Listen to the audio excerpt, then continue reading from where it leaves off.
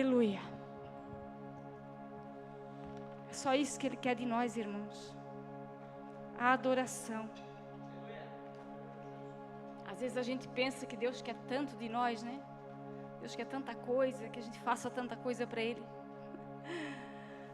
Aleluia, coisa linda é amar Jesus. Vocês estão bem, irmãos? Estão todo mundo bem? Glória a Deus. Tinha uma mulher que tinha um filho morto. E quem encontrava com ela, ela dizia que ia tudo bem, mas o filho estava morto. Mas amém. Quem sabe você tem na sua casa algo que está morto na sua vida. Confie no Senhor como ela confiou. O filho ressuscitou. Quem sabe que o que está na tua vida hoje precisa ser ressuscitado. Aquele que ressuscita os mortos está nesse lugar. Então adore a Ele. Abre o teu coração para a palavra dEle, porque é a palavra dEle que importa, é tudo dEle, tudo para Ele, por Ele. São todas as coisas, irmãos. A gente não importa, aqueles que vêm aqui pregar não importa. Tudo é dEle. A glória é dEle, o louvor é dEle, a adoração tem que ser para Ele. Nós somos dEle, a nossa vida é dEle. Aleluia, nós te adoramos, Senhor. Tira um momentinho para adorar o Senhor. Ele quer ser adorado neste lugar. Adore a Ele. Diga para Ele o quanto você ama Ele. O quanto Ele é importante na tua vida. O quanto Ele é maravilhoso. Muito obrigado, Senhor. A gente não merece, mas o Senhor nos escolheu. O Senhor nos revelou o plano perfeito de salvação. Nós não temos palavras para te adorar, Senhor. Nosso vocabulário é muito pequeno. Diante da tua grandeza, da tua soberania, do teu poder, da tua majestade. O Senhor é grande, o Senhor é perfeito, o Senhor é fiel. O Senhor é justo, é verdadeiro, é santo. É digno de ser adorado neste lugar. Tudo a ti, Senhor. Toda honra e glória pertence a ti, Jesus. Eu quero te adorar, Senhor, com a minha vida neste dia, Senhor. Eu quero poder dar o meu melhor para o Senhor hoje, Pai. Recebe a minha adoração, recebe o meu louvor, a minha gratidão, Senhor. Muito obrigado, Pai. Muito obrigado, obrigado, obrigado. No nome do teu Filho. Obrigado, Jesus. Obrigado, Espírito Santo. Abra a sua Bíblia no Evangelho de Lucas. No capítulo 1.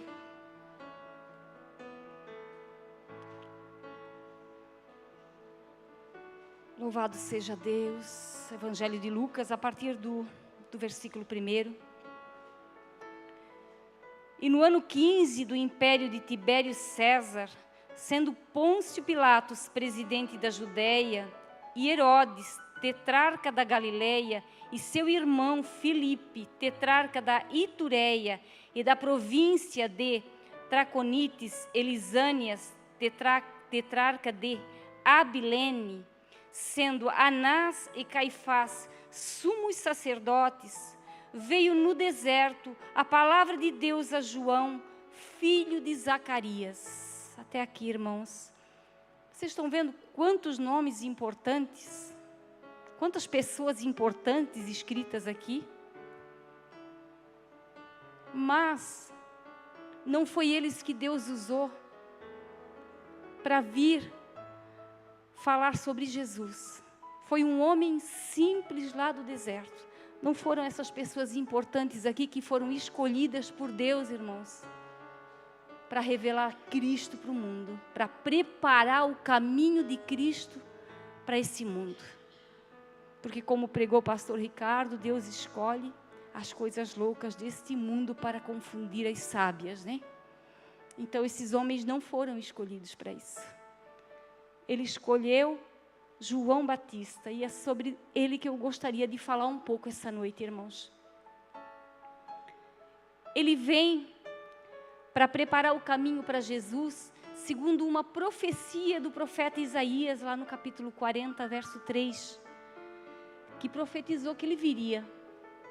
Ele nasceu, Lucas vai dizer, Se você nunca leu, pare para ler, porque o primeiro capítulo de Lucas, ele é muito lindo. E Lucas vai dizer que Zacarias e Isabel eram velhos, não poderiam ter filhos, e quando Zacarias, sendo sacerdote, que ele entrou, ele recebeu uma promessa, que ele teria um filho, e esse filho seria João. João o Batista, irmãos. Eu vou dizer que ele não é o João, o apóstolo de Cristo, não subestimando os irmãos, porque eu sei que a grande maioria sabe, mas a gente sabe que sempre tem uma ou outra pessoa que não sabe, que tem o João que escreveu os evangelhos, era o apóstolo de Cristo, escreveu as 3 cartas, mas esse João se chamava João, mas era João o Batista, porque ele batizava, né? Ele apareceu no deserto e ele batizava, então ele se chamava João Batista. E é sobre esse João que eu vou estar falando essa noite, tá, irmãos? Para não ficar dúvida, porque às vezes a gente vem aqui, a gente pensa que todo mundo sabe tudo, né? Todo mundo sabe da Bíblia, assim como qualquer um que estuda um pouco mais sabe, mas não, tem tanta gente começando, né, no Evangelho, quem sabe nunca leu. O Evangelho de Lucas, ele é muito lindo. O primeiro capítulo do Evangelho de Lucas, Zacarias, ele fala um cântico muito lindo. Ele é ungido por Deus, usado pelo Espírito Santo, e ele fala um cântico quando o filho dele nasce. Ele profetiza sobre Jesus e sobre a vida do filho dele, que veio ao mundo. E é muito lindo. Leia o Evangelho de Lucas, irmãos, é maravilhoso. E João, os 4 evangelhos falam sobre João Batista. Quando a gente vai ler, então eu peguei um pouquinho de cada um. Irmãos, é muito rica a vida de João, é muito linda, tem muita coisa linda para a gente tirar para a vida da gente, muita lição para nós, porque ele, como nós, ele veio como testemunha, para testemunhar. E hoje, cada um de nós somos testemunhas de Cristo, né? Então, tem muito na vida de João para a gente tirar para a nossa vida, né? Então, foi o que o Espírito Santo me levou a trazer a palavra para vocês hoje. A vida de João, ela nos ensina muitas lições, irmãos. Lucas 2 diz assim, ó, sendo Anás e Caifás, sumos sacerdotes, veio no deserto a palavra de Deus a João. A palavra veio no deserto. E crente, quando fala de deserto, né, irmãos, sabe que desertos são aqueles momentos ruins da nossa vida, né? Que a gente passa, que de repente parece que dura muito tempo, de tanta luta que vem, e às vezes dura mesmo. Às vezes o deserto para a vida do cristão, a luta, às vezes uma enfermidade, uma situação financeira, um problema dentro da família, tudo isso é um deserto que para nós a gente não consegue resolver. É muito ruim, né? É um lugar de muito choro, de muito sofrimento, de muita angústia de alma, né? A alma da gente fica angustiada, parece que nada vai resolver. E parece que Deus está tão longe nesse momento, né? Nos momentos do deserto. E João, ele teve a revelação lá em João 1,33, ele disse, aquele que me revelou. Ele teve essa revelação no deserto, irmãos. Então, o que eu aprendo aqui já para nós começar a nossa pregação ou explanação dessa palavra, que ela é linda, né? A gente não tem nem como mensurar o tamanho. Quando o pastor diz que ele é apaixonado pela palavra, eu entendo, irmãos. A gente começa a estudar um pouquinho, a gente se apaixona, né? Porque a palavra ela é muito linda, ela é muito rica. E o que eu aprendo? Toda a diferença faz como a gente aprende a passar pelo deserto da vida. Quando vêm as lutas, as situações difíceis, os desertos da vida cristã, que todo mundo tem, que é normal, irmãos, não pense que só você tem. É difícil para todo mundo e que Deus possa, se hoje você está no deserto, passar por esse deserto e sair lá na frente vitorioso, mas todos nós temos esses momentos. Mas toda a diferença faz como nós passamos por ele, como nós entendemos que nós temos que passar por esse deserto. E a gente tem que passar por esse deserto, irmãos, confiando em Deus, buscando a Deus, buscando em pessoas, sim, também, porque as pessoas ajudam a gente, né? Oram pela gente incentivam a gente a prosseguir caminhar, não parar, porque o deserto muitas vezes faz muita gente, muito cristão parar na caminhada, não conseguir prosseguir por tanta luta, por tanta dificuldade. Por isso a importância de estar na igreja, irmãos, de um ajudar o outro. Às vezes as pessoas pensam, não, eu vou continuar caminhando sozinha, não vou na igreja, e está bom assim. Não, irmãos. Aqui na igreja a palavra vem e fala, a gente se renova. E mesmo que a gente venha quebrado, a gente sai inteiro para prosseguir caminhando. Recebe uma palavra de um irmão, Deus usa alguém para falar contigo, para te dar um abraço, que às vezes é só aquilo que tu precisa, né? Tendo um abraço, às vezes em casa não tem, daqueles que você espera, não tem um abraço para te dar, mas quem sabe na igreja Deus usa alguém. A importância da igreja, irmãos, o congregar é muito bom. Nós somos uma família, nós somos um corpo. Um é importante para o outro. Parece que não, às vezes a gente passa pelo irmão, não cumprimenta, né? Esquece, está com a cabeça voando mesmo. Mas um não deixa de ser importante para o outro, porque quando um sofre, todos eles sofrem, irmãos. Quando a gente sabe que o irmão está sofrendo, a gente ora, a gente busca por ele. Que nesse teu deserto, se você está passando, você possa encontrar um abraço aqui. Se precisar de uma ajuda, os pastores estão aí, nós estamos aí para ajudar em oração. Como é importante, irmãos. Isso a gente pode aprender, né? Com João. E no deserto ele teve revelações. Deus, irmãos, Ele quer se revelar a nós. E pode ser no deserto, sim. Por que que não? Porque, sabe por quê, irmãos? Porque no deserto a gente vai para Jesus. A gente se abre, a gente fica com o coração contrito, quebrantado, porque parece que ninguém consegue resolver, então só Deus, a gente vai buscar mais a Deus. E lá Ele se revela. Muitos desertos, nós somos levados mesmo pelo próprio Deus. Para ali Ele falar com nós. Porque no deserto Ele chama a nossa atenção. Porque é tanta coisa nesse mundo, né, irmãos? Tirando a nossa atenção, né? São tantos problemas, são tantas coisas ruins que tiram a atenção da gente. E às vezes, Deus só quer nos levar ao deserto para falar com nós, irmãos. E tem uma música que fala sobre isso, né? Sobre falar com nós no deserto. Porque Ele nos ama, irmãos. Deus nos ama. E Cristo, Ele só pode ser revelado por Deus. E quando nós temos a revelação verdadeira, genuína de Cristo, sabe, não importa o deserto que nós estiver passando, nós vamos conseguir passar esse deserto, porque Cristo está com nós, que Ele foi revelado para nós. Lá no deserto, Cristo foi revelado para João, e ele veio anunciando. No seu deserto, Cristo pode estar sendo revelado com mais intensidade, porque Ele é, irmãos. Cristo é uma revelação que nunca vai ter fim. Todos os dias Ele tem algo novo para nos revelar, para se revelar a nós, como alguém que cuida, como alguém que está do nosso lado a todo momento, como alguém que se importa com a nossa vida. Às vezes pessoas que estão do nosso lado não se importam com nós, mas Jesus não, e Ele quer que nós entendamos isso.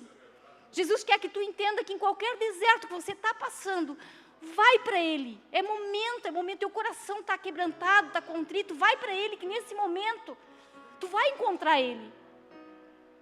Aleluia.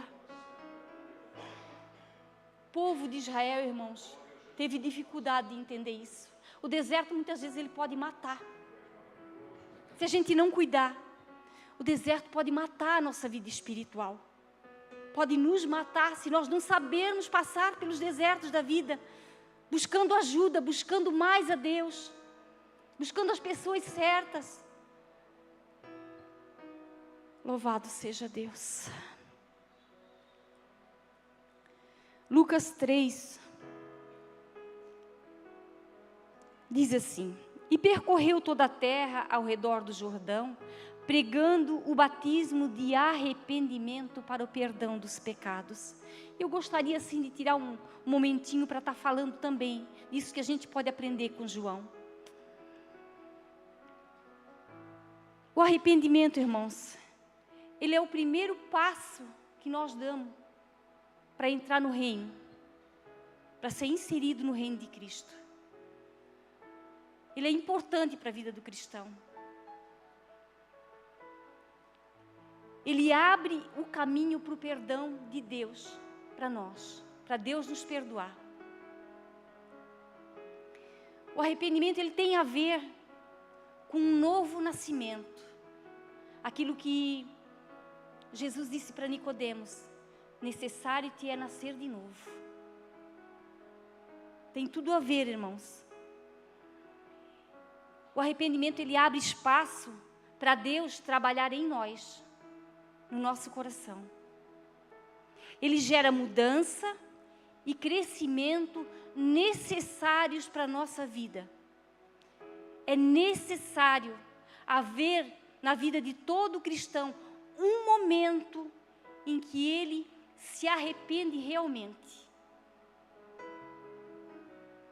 A igreja, a gente tem o costume de convidar as pessoas para vir aceitar a Jesus. Mas eu não sei se isso é realmente o convite certo que deveria ser feito. Porque às vezes a pessoa está ali, ela se emociona, ela vem pela emoção, porque achou tão lindo, né? O ambiente é tão bom, e é bom aqui, né, irmãos? Nosso ambiente é muito bom, nossos louvores são muito bons. Mas a pessoa que nunca veio, nunca foi numa igreja, entra, acha aquilo tudo muito, vem e aceita Jesus. Às vezes nem sabe o que fez, irmãos. Tem pessoas que eu já ouvi falar, aceita, levanta a mão, achou tudo muito bom, mas vem e não entendeu nada. Ela não entendeu, ela acha que assim, eu estou aceitando a Jesus e amém, né? Que bom. Mas João vai nos ensinar. Porque Jesus ele continua a pregar a mensagem do arrependimento, irmãos. Lá em Mateus 4,17, ele diz: arrependei-vos, porque é chegado o reino dos céus. Mateus 9,13, ele diz: eu não vim chamar o justo, mas os pecadores ao arrependimento. Pedro, lá em Atos dos Apóstolos, quando ele faz a primeira pregação dele, aí eles ficaram tão impactados com a pregação de Pedro, que eles disseram assim: o que nós vamos fazer, varões, então? Aí Pedro disse: arrependei-vos. Pedro continua com a mesma mensagem de João. O apóstolo Paulo, lá em 2 Coríntios 7:10, ele diz assim: a tristeza segundo Deus traz o arrependimento para a salvação. Ele continua com a mesma mensagem de arrependimento, que é uma mensagem, irmãos, que nós como igreja de Cristo hoje, nós não podemos encerrar essa mensagem, deixar de pregar na igreja a mensagem do arrependimento.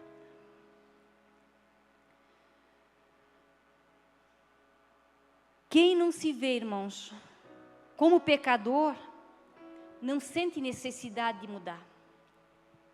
Porque se a pessoa chega aqui, ela aceita Jesus, que bom, aquela igreja é boa, tudo, e ela não se vê como pecador. Ela não consegue, ela não foi tocada, ela não se vê. Porque assim, irmãos, eu entendo também que Deus, ele tem uma maneira especial de tratar com cada pessoa. Mas a pessoa vem, ela continua vindo, e com o tempo Deus vai trabalhar na vida dessa pessoa. Porque Deus tem muitas formas de trabalhar, é a multiforme graça de Deus. É uma graça que em cada um de nós Ele trabalha de uma maneira. Mas eu creio que num certo momento da caminhada cristã tem que haver isso. Lucas 18:9 fala de um fariseu e um publicano que foram ao templo.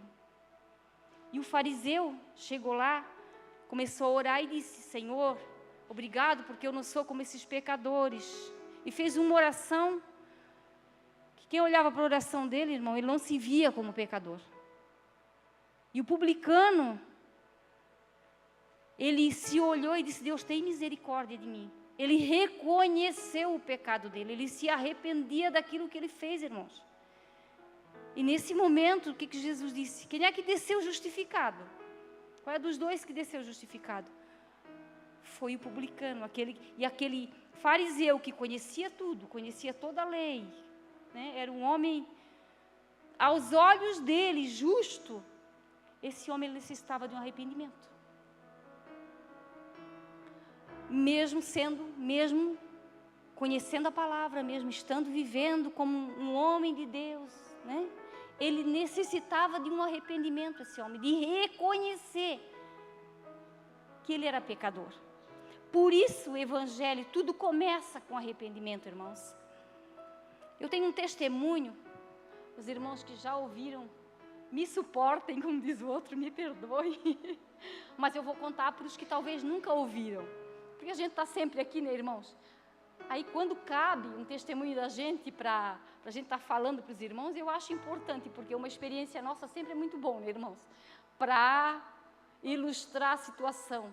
A gente pensar é só com os outros, a Raquel não. Eu muito jovem, irmãos, eu não orei para casar, eu não orei para nada, eu tomei as decisões que eu quis para a minha vida, mesmo dentro da igreja do Senhor, e saí fora da igreja e fui viver a minha vida longe de Jesus. Para quem não conhece, fui viver a vida que eu quis. E 15 anos depois, Deus resolveu me trazer de volta com mão forte. Quando eu digo com mão forte, é com mão forte mesmo, irmãos. Ele simplesmente, ele me trouxe e eu não tive outra alternativa. Porque eu só vim para Jesus, bem, para ilustrar isso que eu estou falando sobre arrependimento para vocês. Eu vim para Jesus porque ele foi a minha última alternativa, não é que ele foi a primeira, tá? Eu não tenho, assim, nenhuma alegria de falar isso. Isso não é bonito, é muito feio, né? A gente ir para Jesus porque a gente precisa dele. Infelizmente, irmãos, eu vim para Jesus porque eu precisava. Era a minha última alternativa, olhar para a minha vida e ninguém dava jeito. Era só Jesus ou só Jesus. Tá bom, eu vim para Jesus. A minha vida mudou? Não, irmãos, não mudou nada. E aí é que está a coisa, o ruim da coisa, né? Porque eu vinha para Jesus, sabia que ele podia fazer alguma coisa pela minha vida, e passou meses e nada mudava. A minha vida parece que cada vez piorava mais e a minha cabeça parece que ia explodir. Mas eu, conhecedora da palavra, sem conhecer Jesus, sabia que tinha um céu e um inferno, pelo menos isso eu digo, né? Não era mais alternativa para mim voltar atrás. Não tinha mais essa alternativa. Eu tinha que seguir em frente. Aí até que um certo dia, irmãos, eu gostaria de ler. Eu cheguei em casa tão atribulada do serviço que eu me joguei no chão, literalmente, com o rosto no chão, e chorei. Eu chorei amargamente aquele dia. Eu acredito que foi o dia do meu arrependimento. E glória a Deus por isso, né? Hoje lembrando, dá vontade de chorar de novo. Porque foi muito choro, foi muita tristeza. É muito difícil, irmãos, quando Deus pega a gente e nos segura com cordas de amor, né? Essas são as cordas de amor de Deus. A gente não tem outra opção, a gente tem que ficar ali até que Ele resolva, porque senão a gente vai morrer. E literalmente eu ia morrer mesmo, irmãos. Quando eu levantei a minha cabeça, que eu estava no chão, com meu rosto em terra, chorando amargamente, eu pego a Bíblia e eu abro. E aí Deus fala comigo. Olha o que Ele fala comigo. Jeremias 31:15. Assim diz o Senhor: uma voz se ouviu em Ramá, lamentação, choro amargo. Raquel chora. Ainda me lembrando, ainda chora, irmãos. Um Deus tão grande, sabe, me chamar pelo nome. Eu vi Deus me chamando pelo nome. Foi muito bom, irmãos, foi muito bom. Mesmo que eu não merecia. Sem admitir consolação por eles, porque já não existem. Assim diz o Senhor, Deus falando para mim. Reprime a tua voz de choro e as lágrimas dos teus olhos, porque há galardão para o teu trabalho. Diz o Senhor. pois eles voltarão da terra do inimigo. Há esperança no derradeiro fim para os teus descendentes, diz o Senhor, porque teus filhos voltarão para os teus termos. Bem ouvi eu que Efraim, que é Israel, né? Se queixava dizendo, e era o que eu fazia, irmãos. Castigaste-me, fui castigado, como novilho ainda não domado. Converte-me e converter-me-ei, porque Tu és o Senhor, meu Deus. Aí Deus falando para mim, na verdade que depois que me converti, tive arrependimento, e depois que me conheci, bati na minha coxa, fiquei confuso. Sim, envergonhei-me, porque suportei o opróbrio da minha mocidade, que era o que eu tinha feito. Na minha mocidade eu larguei Jesus. E Deus, na sua misericórdia, Ele me disse assim, ó, não é Efraim para mim um filho precioso, criança das minhas delícias, porque depois que falo contra ele, ainda me lembro dele, solicitamente, por isso se comovem por ele as minhas entranhas, deveras me compadecerei dele, diz o Senhor. Até aqui, irmãos, até aqui eu li. O choro foi tanto, a emoção foi tão grande, Deus falando, me chamando pelo meu nome, contando tudo o que eu tinha feito, e dizendo que Ele me perdoava e me amava, mesmo eu não sendo merecedora. Eu fechei a Bíblia, e eu perdi isso aqui. Eu passei anos sem encontrar isso aqui, até que um dia, irmãos, eu de novo, num dia de choro e angústia, eu abro a minha Bíblia, e eu leio assim, ó. Ergue para ti Marcos, levanta para ti pirâmides, aplica o teu coração à vereda, ao caminho em que andaste. Regressa, ó Virgem de Israel, regressa a estas tuas cidades. Talvez você não entenda, mas eu estava numa luta, e Deus diz, coloca Marcos que te guiem, ora, jejua, busca a minha presença.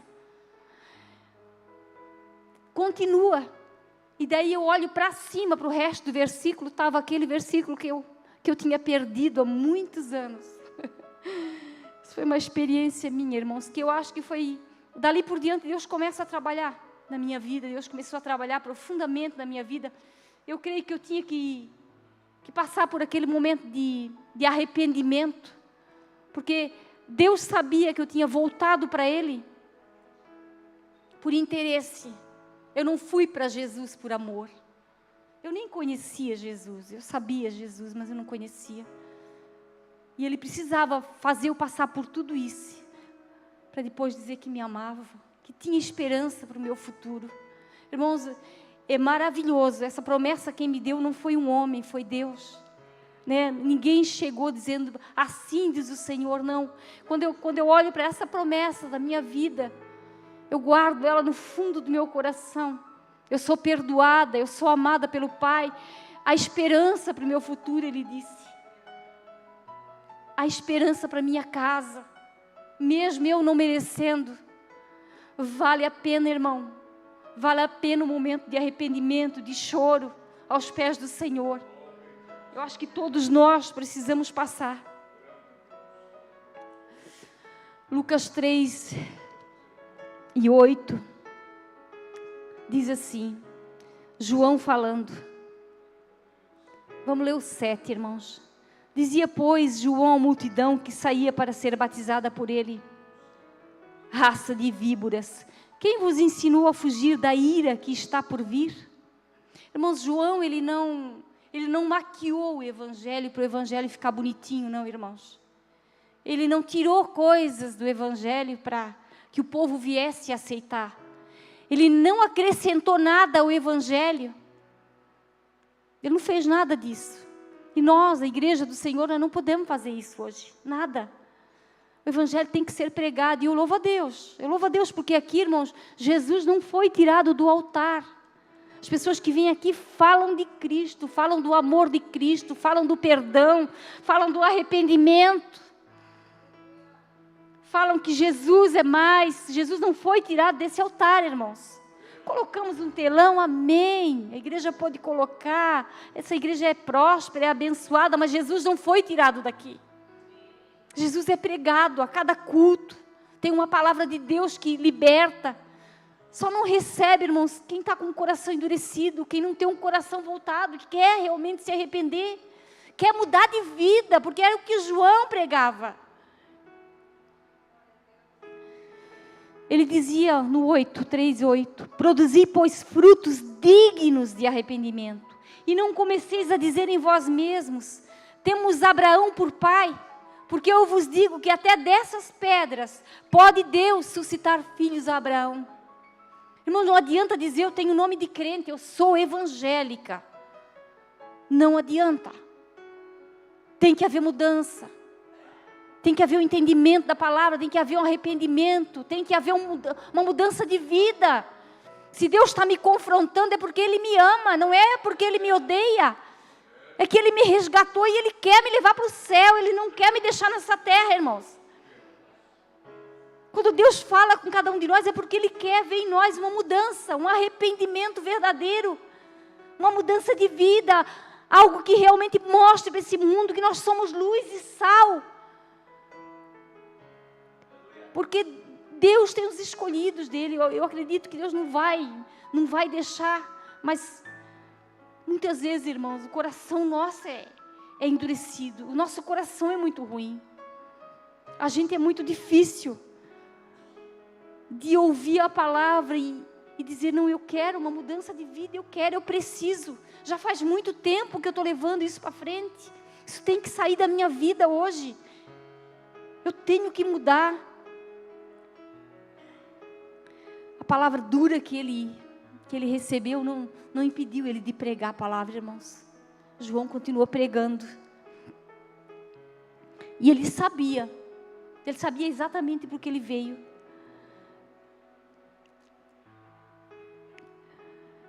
Porque João pregava sobre Jesus, ele não pregava sobre ele. Não era ele que estava em evidência. Ele sabia disso. Irmãos, nós aqui pregando a palavra, não é nada sobre nós. A gente que sobe aqui para pregar a palavra, a gente se sente tão pequeno, irmãos.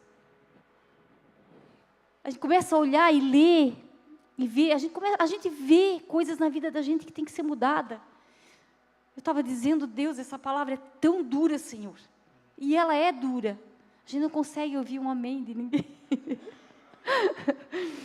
Mas amém, irmãos, eu não me importo, né? Eu acho que o importante é você absorver a palavra, né? Não adianta estar dando glória a Deus e não absorver aquilo que está sendo pregado. Então, que o Espírito Santo possa estar trabalhando no teu coração. Aleluia. João 3:30. Eu gostaria que você abrisse.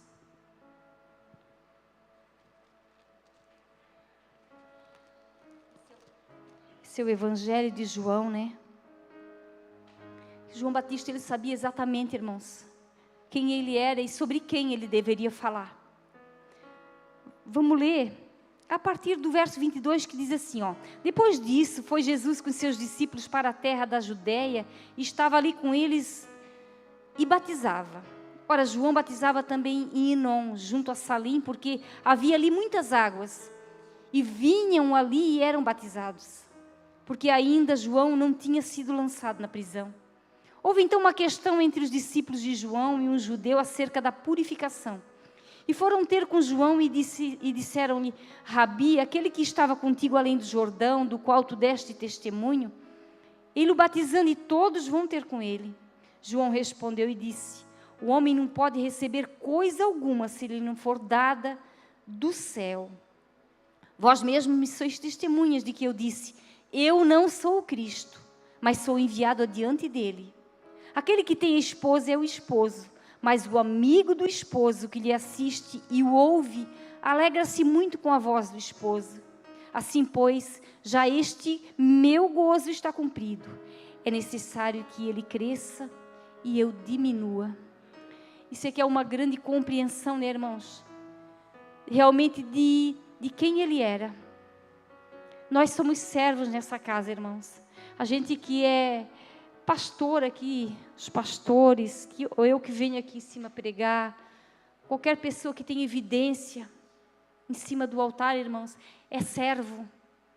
Tem que entender isso. É servo do Senhor. Nós estamos aqui para servir, nós somos todos iguais no reino dos céus. Aquele que serve é que é o menor. É assim que funciona o reino dos céus. O menor é aquele que serve. Jesus fez isso. Ele nos ensinou isso. Então não dá para ser diferente, né, irmãos? Aleluia. Mais alguns exemplos de João. Lucas 7 e 19.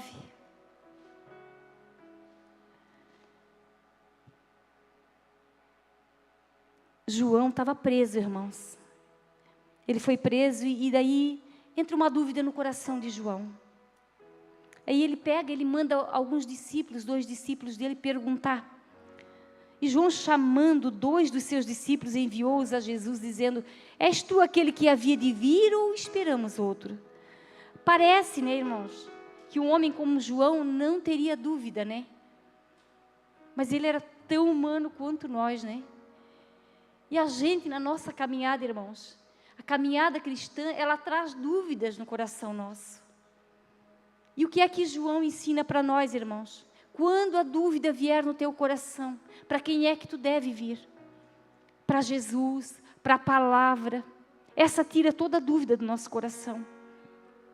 Tem pessoas que nos ajudam muito, mas o que mais vai tirar a dúvida do nosso coração é a própria palavra. Nunca duvide disso. Porque vem, irmãos. A gente, na nossa caminhada, ela é longa. Ela é um caminho estreito. Ela é difícil porque a gente quer ser santo, não é verdade? Você não quer ser santo?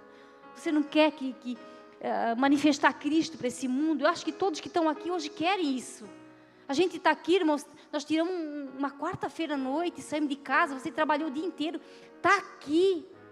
É porque você quer ser santo. Você quer viver uma vida de santidade, quer viver uma vida de adoração a Deus. E a dificuldade é para todos nós, irmãos. Vêm as dúvidas no coração. Vêm, mas as dúvidas têm que ser tiradas na palavra de Deus, em oração. Esperando Deus falar conosco, esperando a resposta do céu, porque Deus tem. Nessa caminhada que eu tenho de tantos anos aqui, já nesse ministério, irmãos. Se eu disser para vocês que eu nunca tive dúvida de nada, muitas dúvidas vieram.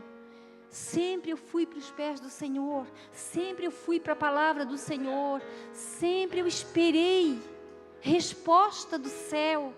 É quem tem a melhor resposta para a tua vida, irmão, é Cristo. João não saiu a perguntar, será que... Não, vai lá e pergunta para Jesus. És tu mesmo ou eu tenho que correr atrás de outro Jesus? Essa foi a dúvida dele. Será que eu fiz o que eu tinha que fazer, que eu estou aqui preso? Veio uma dúvida no coração dele e Jesus tirou a dúvida dele, né? Curando e libertando. No momento que aqueles homens estavam lá, Jesus libertou e curou um monte de gente e diz, diz para João, né? Quem eu sou, o que eu faço. É a prova. Louvado seja Deus. Mateus 3 e 4 vai nos dizer como João, é outro aprendizado da vida de João para nós, irmãos, como testemunhas de Jesus que eu e você somos hoje. Porque nós estamos testemunhando que Jesus vai voltar, né? João disse, ele já está aqui, o reino do céu está chegando, arrependam-se. Nós estamos anunciando Jesus. Jesus vai voltar. Aceite a Ele. Então nós somos essas testemunhas, né, de Jesus. E Mateus, vai lá em Mateus 3 e 4. Todo o Evangelho tem alguma coisa sobre esse homem. E é muito lindo, irmãos. A gente começa, diz assim, e este João tinha o seu vestido de pelos de camelo e um cinto de couro em torno de seus lombos, e alimentava-se de gafanhotos e de mel. O que eu aprendo aqui, irmãos? que o sistema do mundo não determinava o que João vestia e o que ele comia. Não era o mundo que dizia para ele o que ele tinha que fazer. A gente sabe, irmãos, que hoje está muito difícil. Porque o sistema do mundo, ele dita, né? A roupa que as pessoas usam, a moda.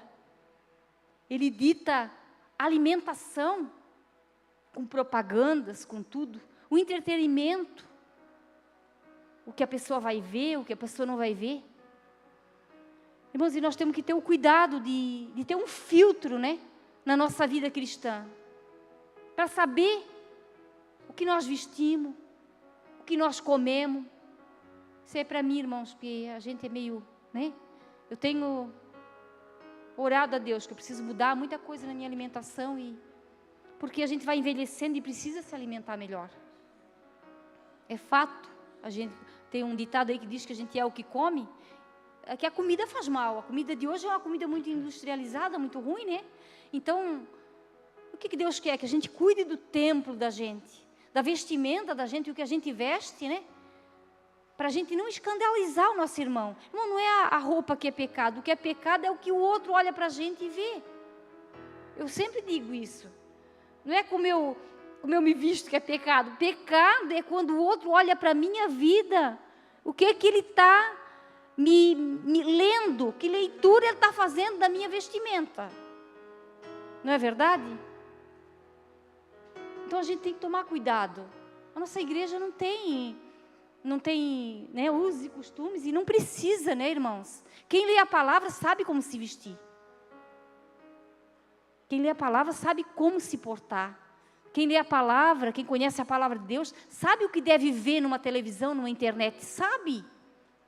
Ele não é mais, não tem mais ignorância disso, porque sabe, lê a palavra. Quando vê uma coisa que é pecado, sabe que é pecado.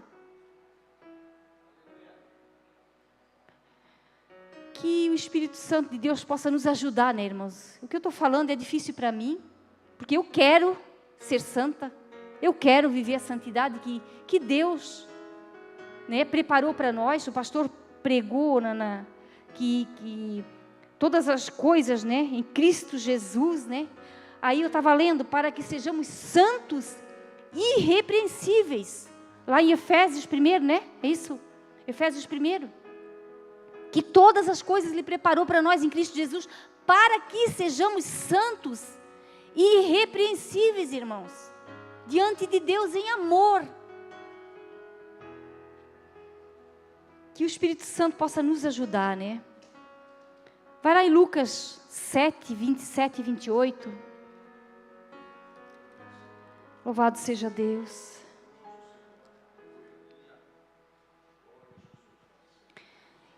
Quando nós testemunhamos de Jesus, irmãos, com a nossa vida, com as nossas palavras, com as nossas atitudes, o próprio Jesus testemunha de nós.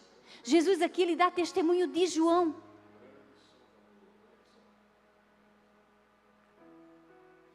Aí Jesus começa dizendo assim, ó: este é aquele de quem está escrito: eis que envio o meu anjo diante da tua face, o qual preparará diante de ti o teu caminho. E eu vos digo que entre os nascidos de mulheres não há maior profeta do que João Batista. Mas o menor no reino de Deus é maior do que ele. Irmãos, Jesus, testemunhando de João Batista, disse que ele não tinha nascido homem até naquela data maior do que João. Mas ele nos coloca, o menor de nós é maior do que João Batista. Isso me dá uma alegria, porque olha a importância nossa para Deus. Nós somos maiores, porque, na verdade, Jesus coloca João Batista no mesmo patamar dos anjos, né? De mensageiro, tem Bíblia que diz que envio o meu mensageiro, que é anjo, envio o meu anjo. Ele coloca João no patamar de anjo, enquanto que nós, irmãos, os anjos são para nos servir. Imagina. Quando você precisa de alguém, Deus envia anjos para te ajudar. Eles são mensageiros de Deus para aqueles que hão de herdar salvação, diz lá em Hebreus, né? Olha a sua importância no reino de Deus. Olha como você é importante, como nós somos importantes. O próprio Jesus dá testemunho de nós quando, irmãos? Quando alguém olha para a nossa vida e pensa assim, eu vou pedir oração para a irmã Esther. Eu vou pedir oração para o pastor Marcos, para a irmã Aline, para o pastor Ricardo, eu vou pedir oração. É Deus testemunhando da tua vida para aquela pessoa, irmão. Espírito Santo faz tu lembrar, eu vou pedir oração, é uma pessoa que eu estou com um problema, eu vou pedir um conselho para o irmão Éder, eu vou pedir um conselho para a nossa irmã lá, que eu não lembro, a irmã Andréia.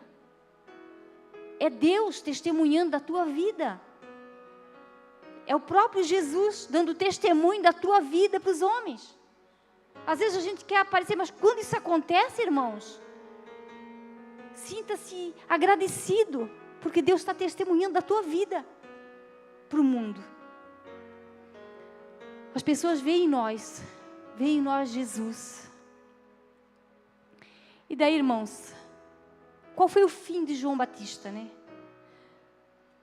João Batista perdeu a cabeça dele, irmãos. Até aqui, né, com tantos testemunhos bons que ele nos dá, tantas lições boas de vida, João Batista perde a cabeça. E parece injusto, né? Só que nós fomos chamados para perder, irmãos, no reino dos céus. Você não foi chamado só para ganhar esse evangelho que está aí pregando um monte de coisa, que você vai ganhar um monte de coisa. Deixa eu te dizer que nós vamos perder, nós temos que perder muito mais para poder ganhar o reino. Nós temos que perder. Quem é que está disposto?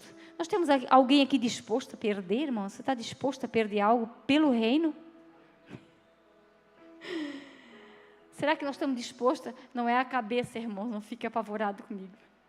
Graças a Deus nós vivemos numa democracia que não precisamos perder a cabeça, não precisamos ser presos como João foi. Não é verdade, irmãos? Olha a liberdade que nós temos. Mas nós podemos perder 1 hora de sono para estar mais com Jesus, né?